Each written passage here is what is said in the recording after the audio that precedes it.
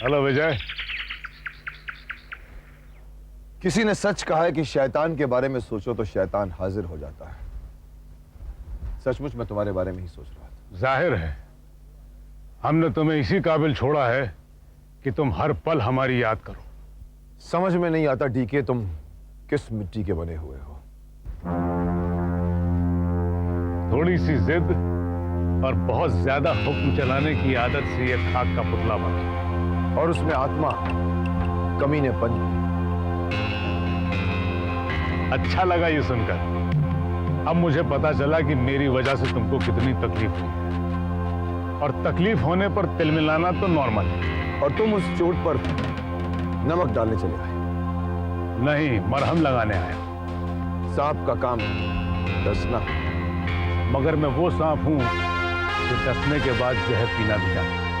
मैं यहां कुछ सोच रहा था डीके, बेहतर होगा कि तुम यहां चले जाओ। मैं जानता हूं तुम क्या सोच रहे हो। यही ना कि कुछ ही दिनों में तुमको वो घर खाली करना है, अपनी बोरिया बिस्तर बांध कर फुटपाथ पर जाना है, नौकरी ढूंढने के लिए दर दर की ठोकरें खानी है।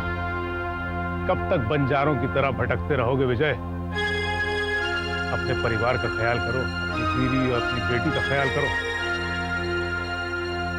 ईमानदारी तो तुमने दिखा दी, अब सजा उन बेचारों को भुगतनी पड़ रही। मेरे रहते वो कभी बेचारे नहीं हो सकते डीके। क्यों अपने आप को झूठी तसल्ली दे रहे हो विजय? मेरी बात मानो, तुम्हारे सारे प्रॉब्लम चुटकी में दूर हो जाएंगे। मुझे न तुम्हारी मदद की जरूरत है न तुम्हारी हमदर्दी की। मैं जैसा भी हूं, जिस हालत में भी हूं, अपनी मदद खुद कर सकता हूं। तुम कुछ नहीं कर सकते विजय।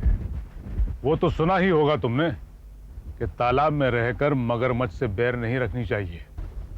मैंने पुलिस की वर्दी जरूर उतार दी है, मगर मेरे जमीर ने नहीं। इसलिए न तो मैं तुम जैसे मगरमच्छ के दबाव में आ सकता हूं, न बातों में, और न ही मुझे तुम जैसे लोगों की परवाह है।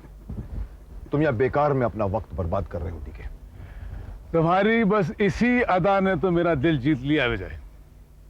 अपने दिमाग को ठंडा करो। कोई निश्चय करने से पहले जरा मेरे ऑफर पर गौर करो। अगर तुम अपना ऑफर देकर ही यहां से जाना चाहते हो डीके, तो जल्दी से अपना ऑफर सुना दो और दफा हो जाओ यहां से। मैं जानता हूं विजय, मेरा ऑफर सुनकर तुम्हारी ये बेरुखी एक पल में मिट जाएगी। मेरा ऑफर यह है कि तुम मेरे एडवाइजर बन जाओ। तुम्हारे जैसे वफादार और ज़हीन आदमी की हमें जरूरत है।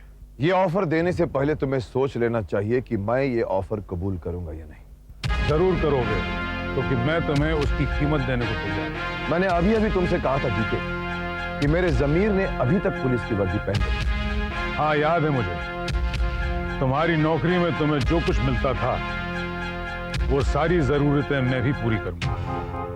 रहने के लिए एक शानदार घर, एक शानदार अच्छी सी कार, गुजारे के लिए एक अच्छी तनख्वाह। और भी कुछ चाहिए तो बोलो। क्या जमीर से वर्दी उतारने के लिए ये सब काफी नहीं? काफी है, मगर उन लोगों के लिए जो बिकाऊ है, और मैं बिकाऊ नहीं हूं। ये क्राइम की पूरी दुनिया जानती है डीके।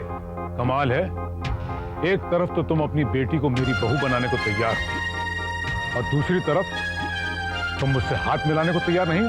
मैंने वो रिश्ता तुमसे नहीं, तुम्हारे भाई से जोड़ा है, और मैं तुमसे हाथ मिलाकर अपनी नजरों में गिरना नहीं चाहता डीके।